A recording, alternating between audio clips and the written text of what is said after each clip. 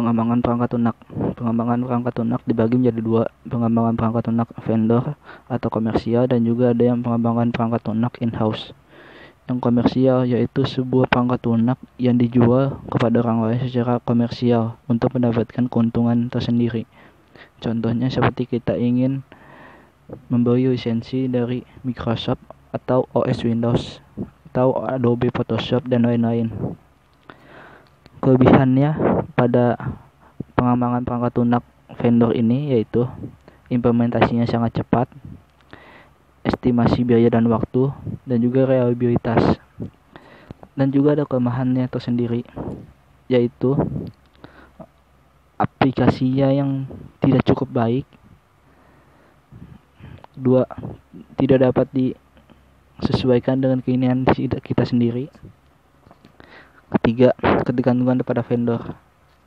Dan juga tentu dari sekian banyak aplikasi kita harus memilih-milih, karena dari setiap aplikasi ada kelebihan dan kekurangannya. Maka dari itu kita harus dapat menyeleksi aplikasi mana yang pas untuk kita.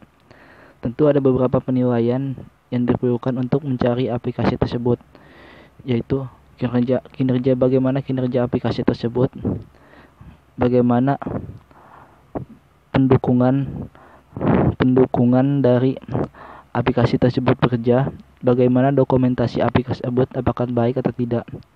Yang kita cari adalah yang mana manfaat terbesar dan juga harga termurah. Lalu ada pengembangan perangkat lunak in-house, yaitu dimana kita mengcustom sendiri atau membuat suatu perangkat lunak tersendiri dari awal. Ada 3 tahapan. Yang pertama ada tahapan rancangan, desain. 2, ada pengkodean. Ketiga, ada tahapan pengujian. Pada perancangan desain, di sini kita harus membuat suatu rancangan terlebih dahulu, seperti diagramnya kayak gimana, desain yang kita perlukan aplikasi tersebut bagaimana, dan seterusnya. Lalu setelah desain ini sudah jadi, rancangannya sudah jadi, lalu kita implementasikan ke dalam sebuah kode-kode. Biasanya di sini biasanya ada 2 kode, di mana ada bahasa pemrograman tingkat 3 dan juga ada bahasa pemrograman tingkat 4. Ada perbedaan antara tingkat 3 dan tingkat 4. Tingkat 3 yaitu non-prosedural dan tingkat 4 prosedural. Dan ada juga kalau tingkat 3 itu tidak bisa mengakses database secara langsung, sedangkan tingkat 4 dapat mengakses database secara langsung. Dan juga pengujian. Nah, pada tahapan pengujian ini kita harus menggunakan metode white box dan black box. White box di mana kita harus melakukan pengujian secara pengkodean, sedangkan black box kita harus melakukan pengujian tampilan pada aplikasi tersebut, atau apakah aplikasi tersebut jalan dengan baik atau tidak. Ada beberapa kriteria atau area uji yang harus diujikan pada aplikasi tersebut, seperti failed, entry data, file, dan lain-lain.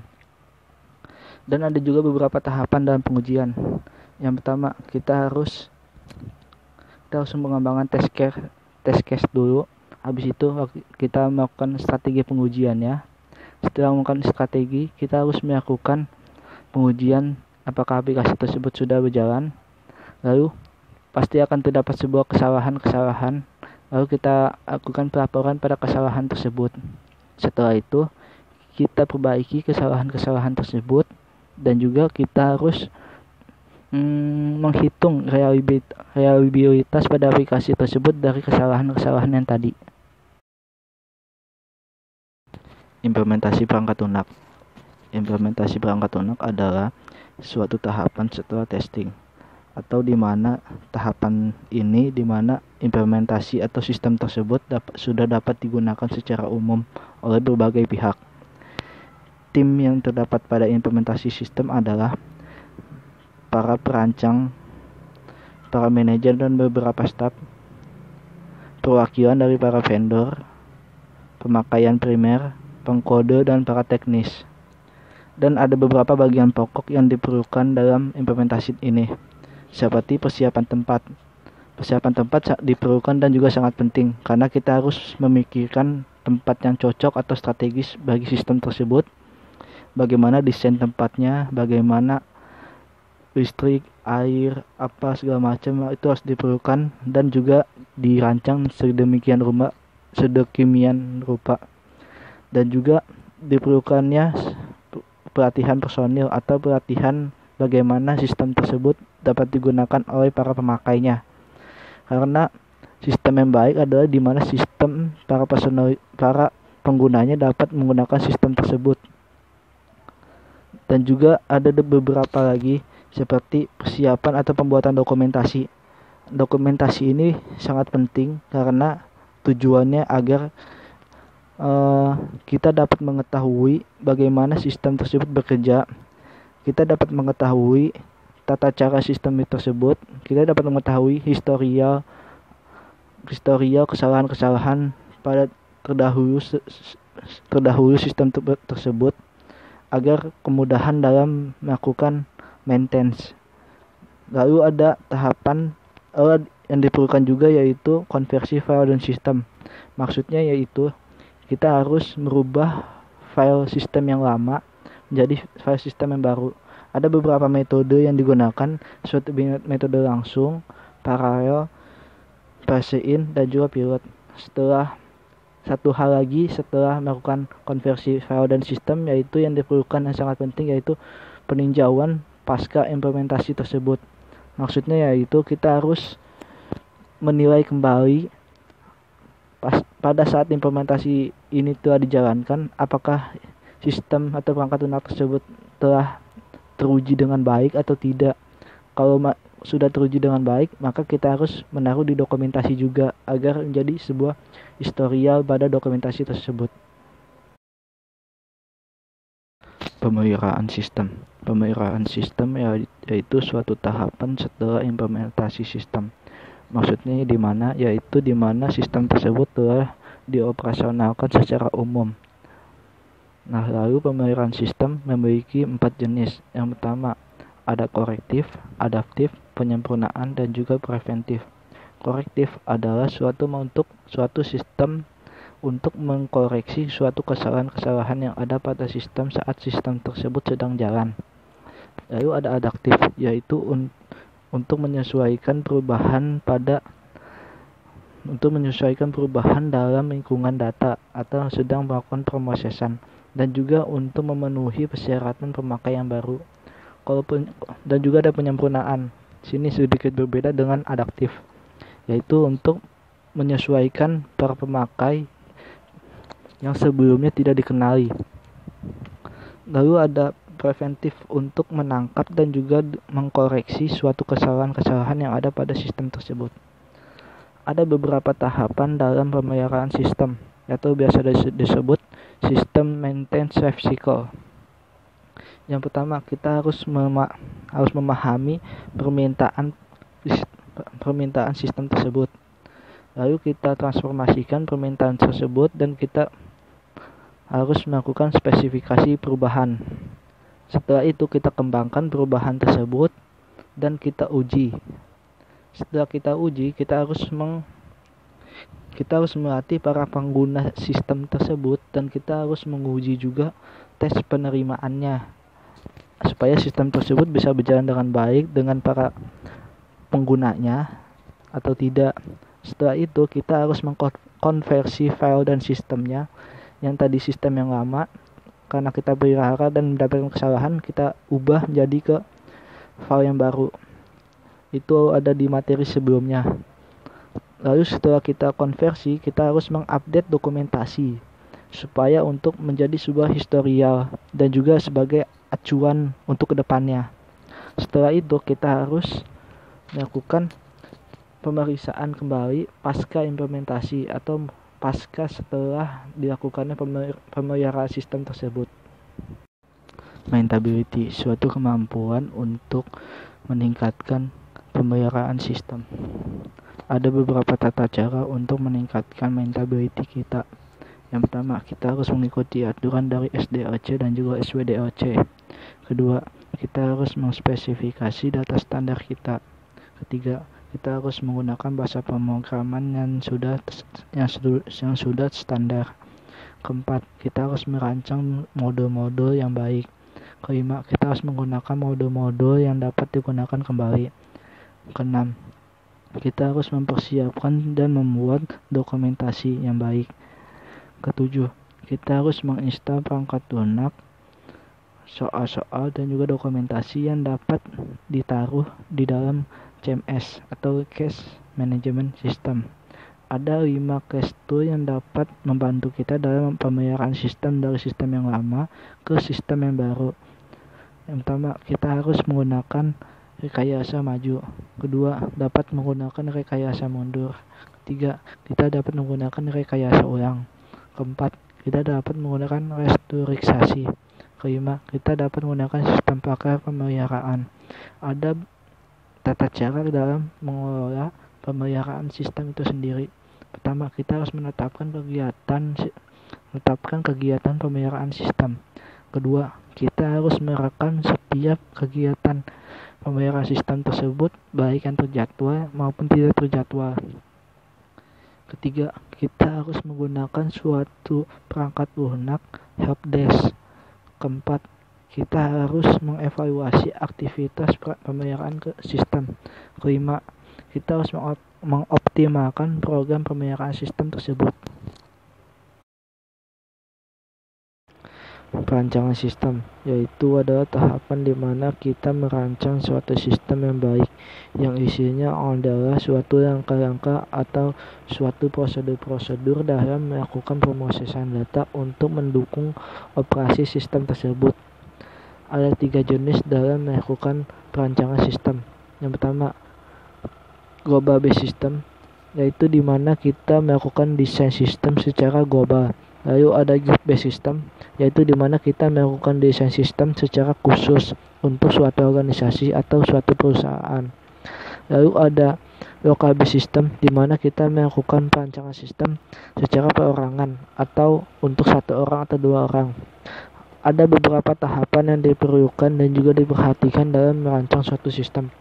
Yang pertama, perancangan output, yaitu di mana kita harus merancang output yang baik bagi user, di mana output ini akan menghasilkan suatu data-data yang berisi suatu informasi yang sangat berguna bagi user untuk mengambil keputusan. Lalu ada perancangan input, yaitu di mana kita harus merancang input dengan baik agar menghasilkan data-data tersebut. Nah, dengan adanya input yang baik, maka akan menghasilkan data-data yang baik pula, dan juga akan dimasukkan ke suatu database. Lalu juga kita harus merancang suatu dialog, yaitu sebuah interaksi antara sistem dengan user. Maka dari itu diperlukannya dialog yang baik dan juga mudah dimengerti bagi user. Lalu juga ada perancangan proses sistem, yaitu suatu perancangan di mana kita harus menjalankan proses-proses sistem tersebut. Ada 4 jenis dalam melakukan proses sistem. Yang pertama secara real time, kedua secara batch, ketiga secara online, keempat secara offline. Lalu juga ada perancangan database. Di sini sangat penting karena database juga mempengaruhi bagaimana sistem tersebut berjalan dengan baik atau tidak. Ada 3 yang perlu diperhatikan dalam merancang suatu database, yaitu ERD, mapping, dan juga normalisasi. Karena dengan database yang baik, maka sistem akan berjalan dengan baik. Lalu juga ada perancangan kontrol, di mana di sini untuk melakukan pencegahan, pengkoreksian, dan juga pendeteksian untuk agar suatu sistem tersebut berjalan dengan baik dan juga berjalan dengan segimana mestinya. Lalu juga ada perancangan jaringan. Nah, di sini sangat penting juga karena di mana sistem tersebut akan berjalan di suatu komputer dan juga sistem tersebut akan berjalan di suatu komputer yang lain. Maka dari itu diperlukannya jaringan yang baik dan juga kita harus memilih dari berbagai jenis jaringan yang ada, mana jaringan yang baik untuk sistem tersebut agar sistem tersebut berjalan dengan baik pula. Ada beberapa jenis yang bisa saya sebutkan tentang jaringan tersebut seperti jaringan mesh, star, ring, bus, dan lain-lain. Lalu ada jaringan komputer. Ada beberapa kelompok jaringan komputer seperti mainframe, mini komputer, dan juga ada mikrokomputer. Perancangan sistem secara terinci. Ada dua, yaitu perancangan output dan juga perancangan input. Untuk perancangan output, yaitu adalah suatu perancangan di mana kita mengkonversi data-data tersebut menjadi sebuah informasi bagi user yang tujuan akhirnya sebagai sebuah pengambilan keputusan yang baik. Di dalam sebuah informasi dibutuhkan hal-hal sebagai berikut yang diperlukan. Pertama, kita harus accessibility, yaitu sebagai sebuah kemudahan bagi user dalam mengakses informasi tersebut. Kedua, kita harus timelines, yaitu kesesuaian waktu dalam mencari sebuah informasi dan juga kesesuaian waktu dalam mendapatkan informasi. Ketiga, kita harus relevance, yaitu menghindari detail yang berlebihan, tetapi informasinya juga tidak terlalu sedikit dan tapi juga tidak terlalu banyak sehingga pas untuk dikonsumsi oleh para user. Keempat, lalu ada akurasi, yaitu sebuah hal yang bebas dari kesalahan-kesalahan dalam mendapatkan informasi. Jadi informasinya itu jelas dan juga benar adanya. Lalu yang terakhir ada usability, yaitu sesuai dengan tipe model yang diinginkan oleh user.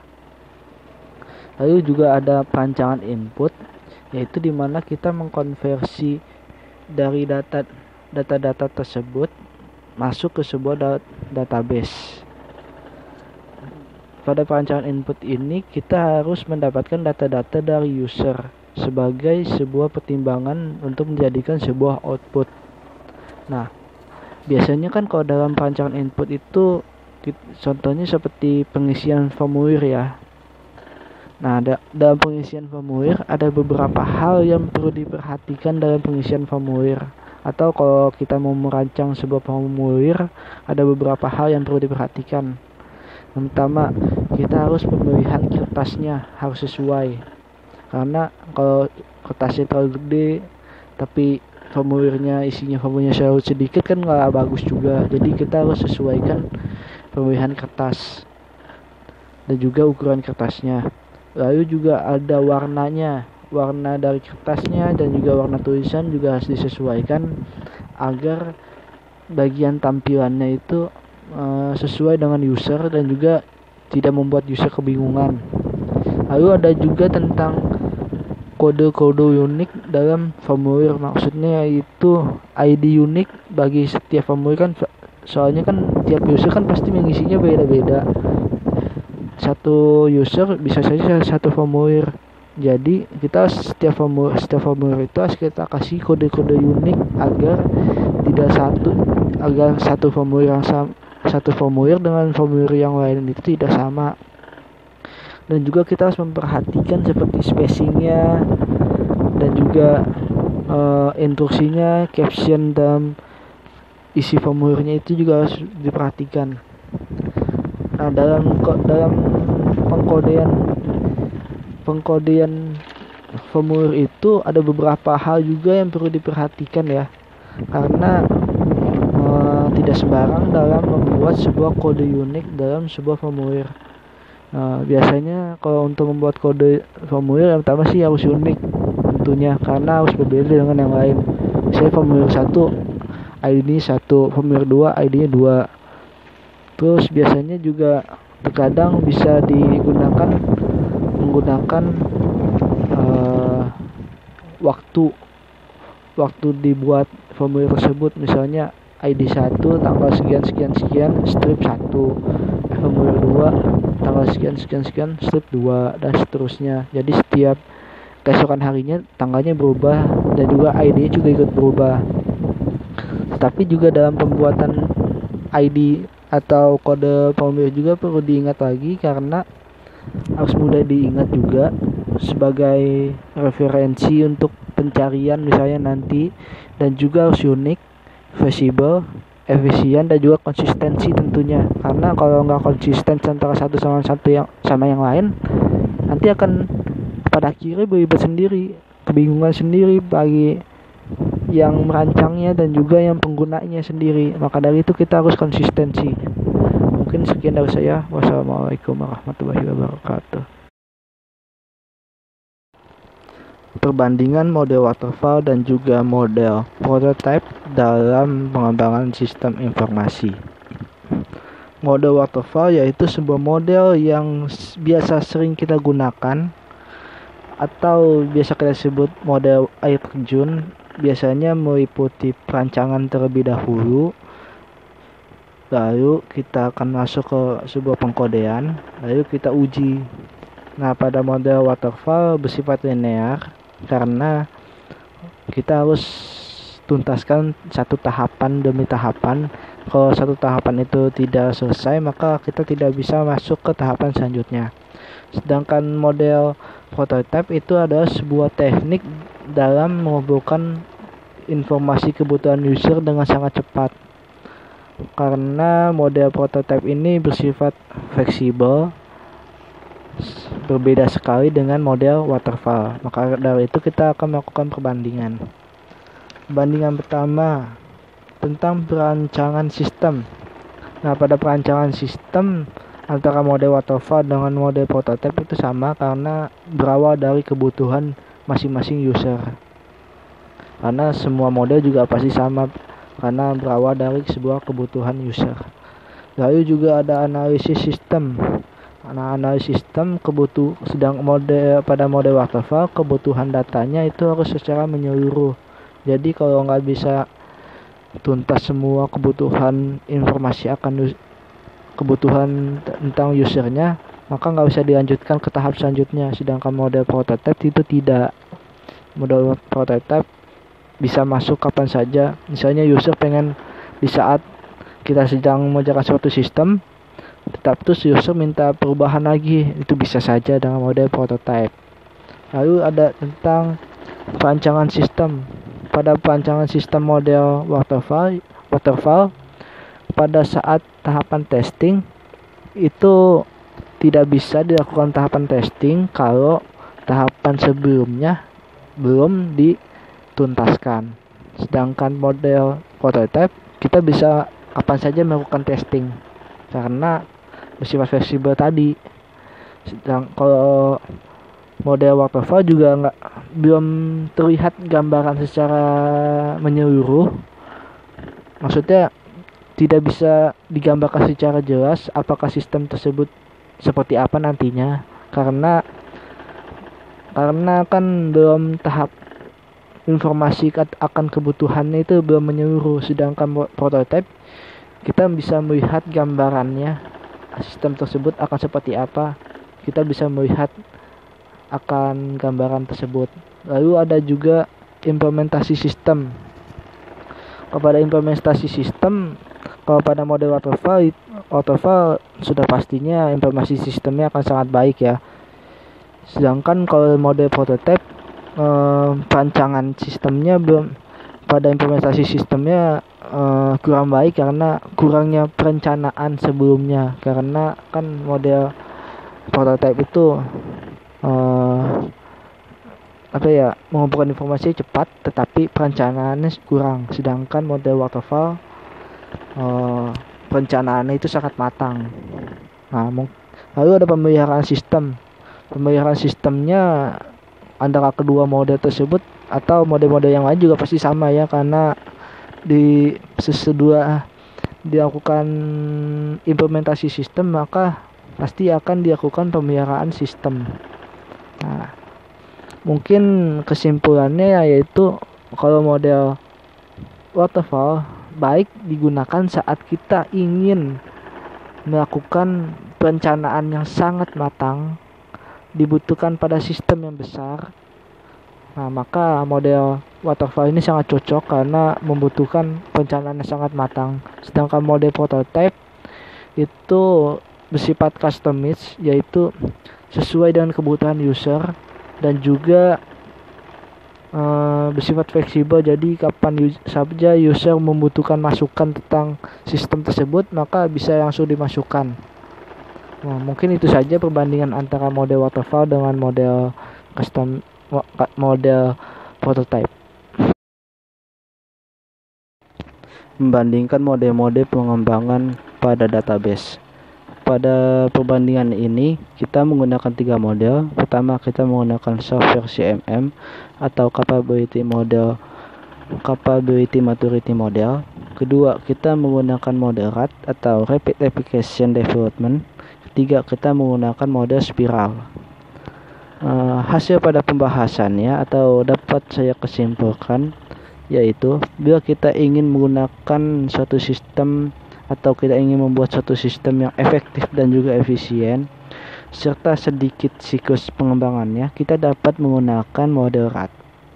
Karena pada dasarnya RAD itu siklus pengembangannya juga tidak bertele-tele dan juga simpel, sehingga sangat cocok untuk yang membutuhkan sistem yang efektif dan juga efisien, serta waktu pengembangannya juga singkat kalau untuk pada model RAD. Tetapi kita bila ingin pengembangannya yang matang, proses pengembangannya matang dan juga tepat waktu serta biayanya rendah tetapi kualitasnya meningkat, kita dapat menggunakan model software CMM atau capability maturity model.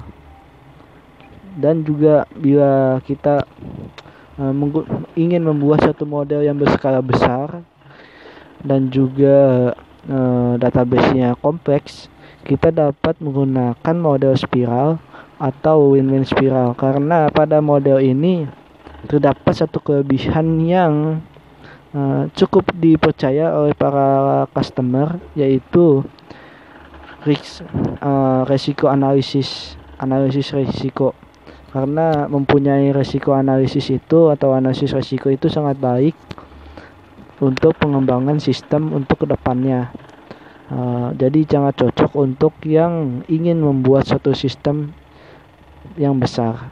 Mungkin itu saja dari saya. Wassalamualaikum warahmatullahi wabarakatuh.